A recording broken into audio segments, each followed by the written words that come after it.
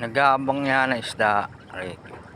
Mamaya, pag nakahuli ka ng kanduli, aayungin. Naku, hindi na nakain. Juicy yan, juicy. Tilapia lang kinakain. Bo, namimili pa ano. Gusto tilapia. Kasanayan lang. Yeah, kaya mo dami-dala yan, boy. Meron nga yan. Yun yung inaantay. Yun yung inaantay ng isda. Bili na tayo ng isda, mga ka-Richie.